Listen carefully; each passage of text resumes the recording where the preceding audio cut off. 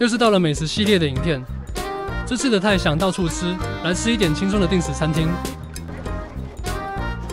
这次前往的定食餐厅，在各大百货几乎都有插旗。以往都是去汉神吃的，这次特别来到大圆柏这里，一样也是很方便，捷运3多商圈出站就能到了。其实我们家很常来大户屋吃，几乎每个月都会来。一来是餐厅离我们家很近，交通很方便；二来是这间餐厅与全家点数有优惠合作，所以虽然不是打很大的折扣，但还是会很常来消点数。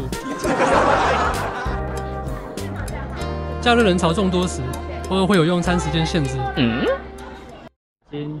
目前吃过的这几家分店，就属大圆柏的对外景观最好。以现在定食餐厅来讲，大户屋是真的提供非常多种餐点，几乎是想得到种类都有，走的也算是平价路线，均价从300元到500元不等，还有许多不定时的餐点优惠价跟配菜之类的活动，所以每隔一段时间就会来这里吃个饭，顺便逛个街。像类似的日式定食餐厅，曾经在台湾非常的流行，但在经过这10几20年的考验下来，也所剩不多了，只剩少数连锁定食餐厅与大户屋依旧屹立不摇至今。那这次选的餐点，就特别选个猪排饭定食来做个比较，来比较看看与其他定食餐厅有什么不同吧。在高雄的大户屋，全部都是在百货里开店，所以基本上都是在美食街楼层居多。而这间大圆柏店的位置比较幸运一点，餐厅位于大圆柏11楼的高度，还是靠窗边的位置，自然而然就能享受到高雄中山3多路的夜景了。前面说到大户屋跟全家点数有密切合作的活动，后来才知道，原来大户屋是由全家来代理的。早期在2006年，由日本大户屋引进台湾，在台北的星光3月南西店开设第一间店。之后，全家便在2012年用4.61日元取得在台湾的代理权。那日本大户屋在1958年创立于东京时代，至今也有长达67年的历史之久。品牌的核心精神则是日本妈妈的家庭料理为主。直到2018年的时候，依旧强调餐点在店内手工制作，甚少由中央厨房外置，但也这样迎来了经营危机。那这方面也用一点点空白时间，让各位观众猜猜看。是什么样的情况造成这间历史悠久餐厅的经营问题？那喜欢这种话题的观众也别忘了按赞跟订阅支持一下。那这边也要揭晓餐厅最大的经营问题，就是坚持手做每一道料理。听起来很不可思议吧？为什么这样的坚持会有经营问题？后来自己想一想，这也是真的是一个很严重的情况，影响的东西太多了。像这道定时料理上桌，如果坚持手做，而出餐要30分钟，各位观众是否能接受呢？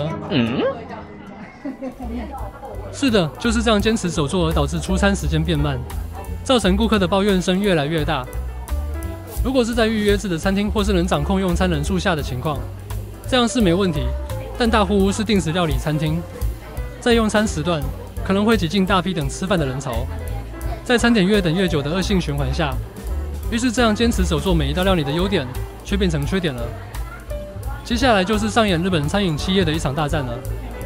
这边简单大概讲一下就好，内容不算是太复杂。首先就是由 Color White 这家企业觉得大户屋的底子很好，但是大户屋期接餐点单后才制作的方式会跟不上潮流，于是 Color White 便要发动收购的方式来入主大户屋。但是双方对餐饮核心价值观念大为不同，所以在收购前期 Color White 遇到相当多的阻碍，便下定决心要直接收购大户屋51%的股权来完全主导。于是被日本誉为真实版半泽直树的情节就上演了。首先 Color White 近20%持股的股东提出许多改善，其中最争议的便是中央厨房的导入。由于跟大户屋原本的企业理念完全不同，被大户屋视为一个非常严重的挑战。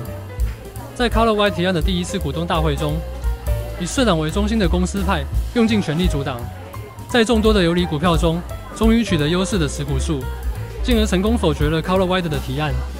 但事情起了头，就非常难以结束。之后 ，Color White 便直接发起其他的攻势，也就是公开收购邀约 （Takeover Bid），俗称敌意收购的模式，以高于当时大户屋 1.5 倍的股价来大肆收购股票。在2020年9月的股东大会上，达到并购大户屋的持股数，进而将大户屋上从经营层下到餐点制作，通通整改一番。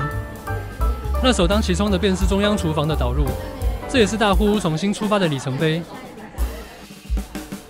Color White 于2020年接手后，便积极改善出餐速度，从2020年的7分21秒缩短至2023年的6分54秒，不断的通过减少出餐时间来增加餐桌翻桌率的方式。改革后也展现了显著的成效。2024年3月期的营业利益达到历史新高16亿日元，足足是2023年同期的6倍。那中央厨房与手作料理之争也要画下一个句点，当然是各有好坏，这边就不多加评论了。不知道各位观众有什么看法，也欢迎到底下留言区分享。那查完这些资料，差点以为这频道要改成知识型频道了。那我们还是回到餐点最原始的基本吧。这大户屋的料理到底好不好吃？以那么多同类型的定食餐厅中，又是怎么撑下来呢？在什么都要插一脚的自助吧时代里，没有这招也行吗？那就让我们继续看下去吧。这是刻意点的猪排定食，也是要来跟其他间比较看看。像比较知名的圣博店、福盛亭，甚至是品田牧场，这几间的基本料理方式都差不多，唯一比较有差别就是给菜的方式跟自助饮料区。品田的部分有自助饮料区，种类还不少。其他这3间定食就仅仅是提供热茶而已。那圣博店的特色算是味噌汤可以选择口味，有萝卜味噌汤跟豆腐味噌汤2种。那福盛亭最大的卖点就是价格是当中最便宜的，也常常提供更优惠的组合双人餐 ，CP 值非常的高。只是很可惜，高雄市区都收的差不多了，目前只剩凤山、五甲跟楠梓这3间分店而已。那大户屋在各大百货都有，自然是方便许多了。那猪排的厚度，我个人体感是都差不多大小，实在有点难以比较。不过白饭的部分我比较喜欢这家，每次来都能吃个4、5碗白饭，真的如同大户屋店内的标语，要好好吃饭就是了。再加上点数换来的优惠小菜或饮料，虽然说不上 CP 值最高，但也是不错了。这几间的高丽菜丝蘸酱，我是比较喜欢圣博店的多一点。每次来一次都是能吃个5、6碗以上，本来已经叠好一堆碗，要准备拍照了，想不到服务生一个 move 过来，就通通收走了。再加上其他餐点口味的多样化选择，这间大户屋对我来讲还是家庭聚餐很好的选择之一。不知道各位观众，您最常去的是哪一间定食餐厅？也欢迎在底下留言区分享。那这次就在3碗汤、4碗饭、5盘菜中结束吧。